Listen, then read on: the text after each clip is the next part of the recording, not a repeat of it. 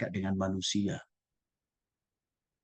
Samakah atau ada perbedaan? Ini hubungannya dengan tujuan Allah menciptakan, memberikan tugas kepada malaikat, termasuk juga menciptakan dan memberikan tugas kepada manusia. Yang pertama kita lihat dulu.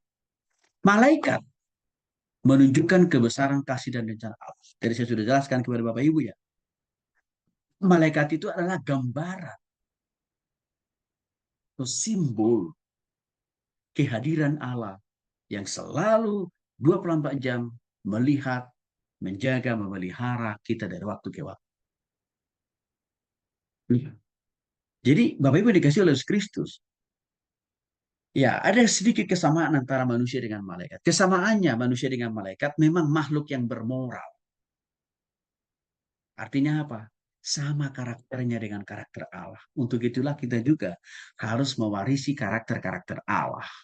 Galatia pasal 5, 22 sampai 23. Buah roh kasih suka kita sahabat penebutan penguasaan diri. Ini juga yang serta-merta ada di dalam karakter atau moral dari malaikat-malaikat itu, Bapak. Itu kita punya kesamaan. Malaikat juga punya akal budi, punya pengetahuan. Ya sudah barang tentu pengetahuannya pun bersumber dari Tuhan juga. Sama seperti manusia juga punya akal budi. Kita punya. Namun Bapak Ibu dikasih oleh Tuhan Kristus. Di balik kesamaan itu tentu kita ada perbedaan. Satu, perbedaan kita dengan malaikat. Malaikat tidak pernah dicipta menurut gambar dan rupa Allah. Hanya manusia, Bapak, Ibu, dan saya yang diciptakan seturut dengan gambar dan rupa Allah.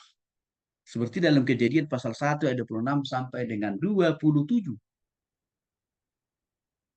Ya, di sini dia perbedaannya.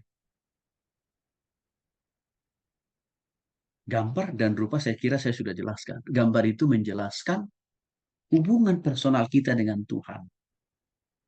Ya, rupa itu bicara masalah karakter.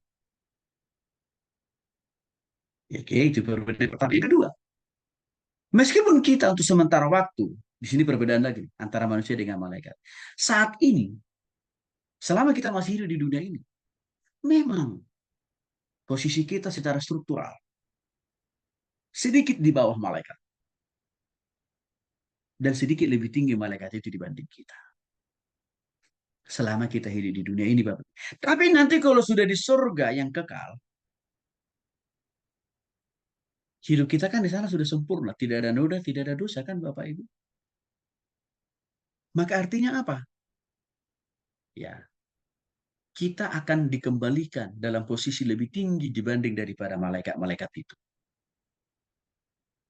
Bahkan kita orang percaya, berkuasa atas mereka. Artinya apa? Bisa memerintahkan mereka seperti Tuhan memerintahkan malaikat itu. Hal itu ditegaskan dalam Ibrani pasal 1 ayat 14. Bukankah mereka semua adalah roh yang melayani? Siapa ini maksudnya? Malaikat-malaikat kan? Jangan lupa Bapak Ibu. Panggilan lain daripada malaikat itu saya singgung tadi, saya katakan tadi adalah roh-roh yang melayani. Bukankah mereka itu, malaikat itu, roh-roh yang melayani itu, yang diutus untuk melayani? Demi mereka yang beroleh keselamatan. Artinya apa? Malaikat diciptakan untuk melayani kita juga kan, di samping melayani Tuhan kan? Dalam posisi itu, ya kita yang dilayani. Berarti siapa yang lebih tinggi? Ya kita. Waktu malaikat itu melayani Tuhan, siapa yang lebih tinggi? Ya Tuhan. Sama halnya kita nanti di surga akan serta-merta total juga dilayani oleh para malaikat seperti malaikat itu melayani Allah. Tapi waktu kita masih di bumi ini belum, sabarlah Bapak Ibu. Jangan langsung keburu-buru juga, langsung minta dijemput Tuhan. Tunggu waktunya Tuhan.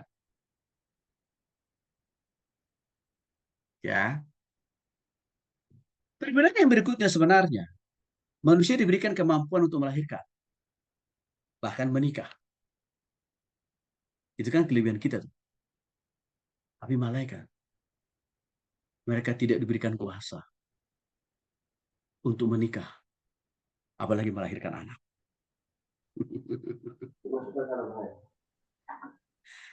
Maka malaikat itu tidak ada istilah kawin mengawinkan. Ya. Malaikat itu tidak mengenal istilah pacaran, lalu love-lovean. Enggak ada itu. Bapak Ibu. Itu hanya berlaku bagi manusia. Karena malaikat itu kan makhluk roh ya, Bapak Ibu ya. Maka ada ajaran sesat, ya, yang dipimpin oleh Sun Yung Moon. Sun Yung Moon. Ini salah satu ajaran sesat yang sangat fenomenal di Korea.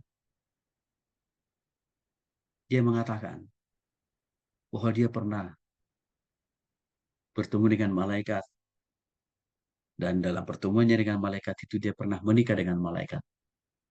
Pernikahan dia dengan malaikat itulah yang menjadi awal mula dia dipercaya oleh malaikat. Kata dia ya, menjadi Tuhan Yesus, menjadi Tuhan. Maka semua pengikutnya, pengikut dari Sun Myung Moon, nama gerejanya Unification Church, harus melakukan persetubuhan dengan Sun Myung Moon, khususnya untuk perempuan. Jemaat-jemaatnya perempuan dan pengerjanya harus melakukan hubungan seks dengan Sun Myung Moon kalau mau mereka masuk surga. Karena tadi historisnya dia pernah menikah dengan malaikat, kata dia. Lalu bagaimana dengan para laki-laki bisa diselamatkan oleh Gereja Unification Church? Sama. Istrinya juga mengklaim pernah menikah dengan malaikat. Maka para laki-laki, jemaat-jemaat dari Gereja Unification Church yang dipimpin oleh Sun Yung Moon dan istrinya bisa diselamatkan masuk surga. Yang laki-laki harus melakukan hubungan seks dengan istrinya. Ini langkah pemikiran, pengajaran, doktrin yang menyesatkan. Malaikat itu tidak ada istilah kawin mengawinkan. Dan Tuhan tidak memberikan mereka naluri untuk menikah. Tuhan juga tidak memberikan mereka jenis kelamin. Karena pada dasarnya mereka ini kan malaikat roh.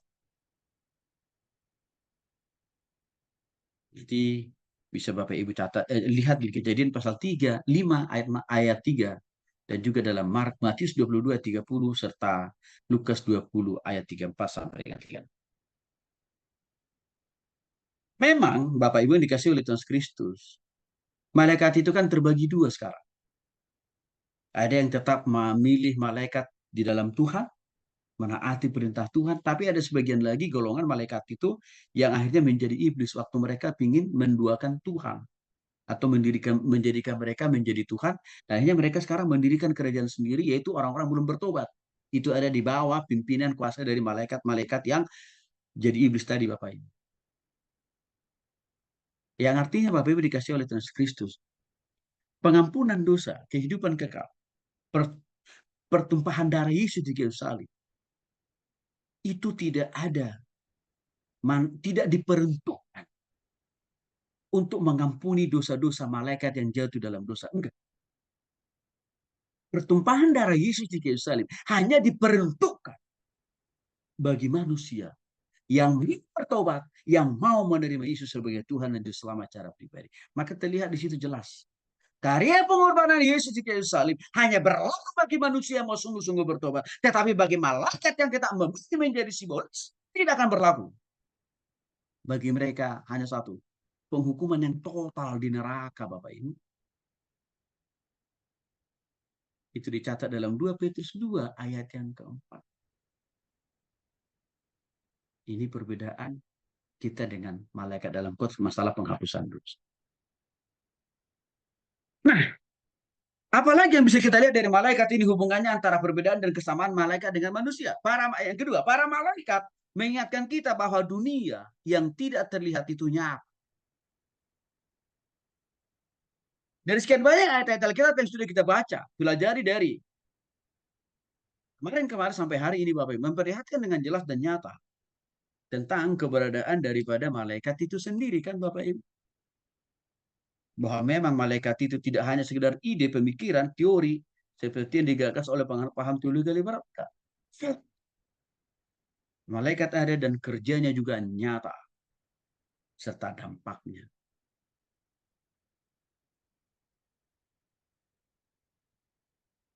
Dan para malaikat memberikan keteladanan buat kita, khususnya malaikat yang tetap taat sama Tuhan, Bapak Ibu. Memberikan keteladanan buat kita bahwa kita juga harus belajar taat. Seperti taatnya malaikat itu melakukan tugas dan fungsi mereka setiap kali Tuhan perintahkan mereka. Menjaga kita, menolong kita, bahkan juga mendampingi kita. Baik di bumi dan juga di surga. Ini kita belajar masalah ketaatan. Hal yang berikutnya Bapak Ibu dikasih oleh Tuhan Yesus Kristus. Malaikat membawa pesan Allah kepada manusia. Dalam Lukas pasal 1 ayat 11 sampai 12 sampai 19. Ya.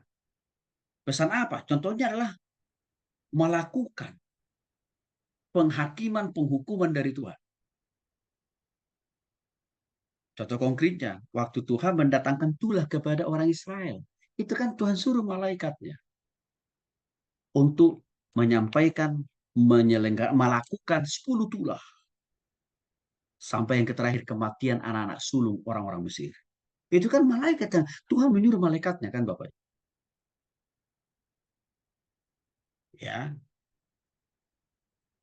Nah, eh, contoh yang lain bisa itu dicatat dalam 2 Samuel 24 ayat 16 sampai 17. Contoh lain misalkan malaikat memukul para pemimpin tentara Asyur. Coba bayangin Bapak Ibu. Jadi tentara duniawi, tentara di dunia ini pun tidak sulit untuk dimusnahkan oleh tentara surgawi. Tentara surgawi itu kan malaikat. Satu tentara surgawi, satu malaikat saja bisa membunuh semua tentara negara-negara yang ada di dunia. Satu malaikat saja bisa.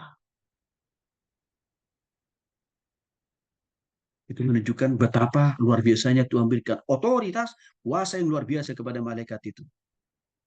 Ya, bahkan saya katakan tadi, Raja Herodes pun dibunuh, disikat, dibereskan oleh malaikat karena dia tidak mau memuliakan Tuhan. Termasuk juga penghakiman bagi orang berdosa di bumi ini kalau tidak bertobat, itu juga malaikat akan memperlakukan hukuman itu. Yang menarik malaikat juga berpatroli. Berpatroli berarti mengawasi kita 24 jam Bapak Ibu. Mengelilingi bumi. Untuk apa? Satu, ditugasi malaikat itu juga menjaga orang-orang percaya. Di mana kita tidur, di mana kita tinggal, di mana kita bekerja, di mana kita melayani. Atau waktu kita berkendara, malaikat Tuhan suruh mendampingi kita kiri dan kanan. Sebelah kiri dan kanan. Itu bagi orang percaya. Tapi di sisi lain malaikat juga ditugasi oleh Tuhan. Berperang. Mengikat orang-orang berdosa. Bahkan berperang dengan simbolis. Dan ini pasal 10 ayat 13. Dan juga Wahyu pasal 12 ayat itu sama apa. Hal ini dialami dan diperlihatkan Tuhan kepada Yohanes dalam penglihatannya waktu dia di pulau pembuangan yaitu Pulau Patmos. Yohanes mengatakan dalam penglihatannya, seorang malaikat turun dari surga dan ia mencatat bahwa malaikat itu ya jumlahnya kurang lebih ya 1.000. Dan malaikat itu ya, malaikat itu diperintahkan oleh Tuhan menangkap si naga itu, si ular tua itu. Siapa maksudnya si naga itu? Si ular tua itu iblis kan, maksudnya setan kan itu. Dan mengikat mereka itu 1.000 tahun lamanya, melemparkannya ke dalam jurang maut. Wahyu pasal 20 ayat 1 sampai 3. Ayat ini mau menjelaskan Bapak Ibu, betapa malaikat itu sebenarnya membatasi ruang gerak dari simbolis. Bahkan juga menghancurkan, meluluhlantakan. Di samping malaikat itu, ditugaskan Tuhan mengawasi dan menjaga hidup kita. Termasuk usaha,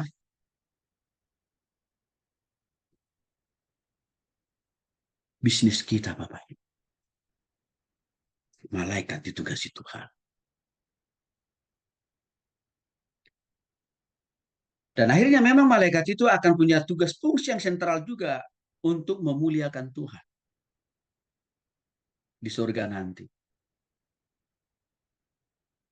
Contoh, ketika Yesus datang kembali, seorang penghulu malaikat akan memberitahukan kedatangannya. Artinya begini Bapak Ibu. Detik-detik nanti Tuhan Yesus turun dari surga. Malaikat akan lebih dulu datang untuk memberitahu, untuk mengumumkan, untuk mengkonfirmasi, dan juga untuk memperingatkan kita. Ya, siap-siap, siap-siap. Karena Tuhan Yesus akan datang. Pertanyaannya, apakah konfirmasi itu sudah dilakukan oleh malaikat hari-hari ini? Yes. Sudah. Sudah sedang berjalan kok pemberitahuan malaikat ini hari-hari ini. Contoh konkretnya ada nggak Pak Tony? Terlalu banyak. Tapi saya mau kasih contoh konkretnya. Peristiwa berbagai bencana alam yang terjadi di negeri ini, di republik ini, di dunia ini.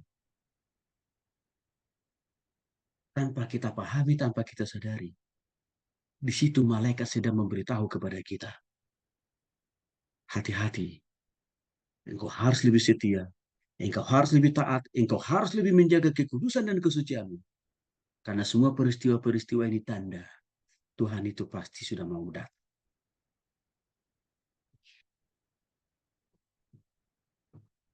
Saya meyakini peristiwa COVID-19 itu juga adalah tanda. Tanda yang diizinkan oleh Tuhan, dan di balik itu malaikat juga ikut serta-merta meyakinkan kita bahwa Tuhan Yesus itu sudah mau dekat. Maka tobat lebih cepat. Yang sudah tobat lebih sungguh-sungguh, lebih setia hidup dalam Tuhan. Apalagi segala peristiwa yang kita alami. Sakit penyakit seringkali dipakai Tuhan. Dan diutus Tuhan malaikatnya untuk mengkonfirmasi kepada kita. Kamu belum terlalu taat sama Tuhan. Kau belum sungguh-sungguh bertobat sama Tuhan. Kebangkrutan dalam usaha bisnis pekerjaan kita. Di situ malaikat bisa juga diutus Tuhan mengingatkan kita.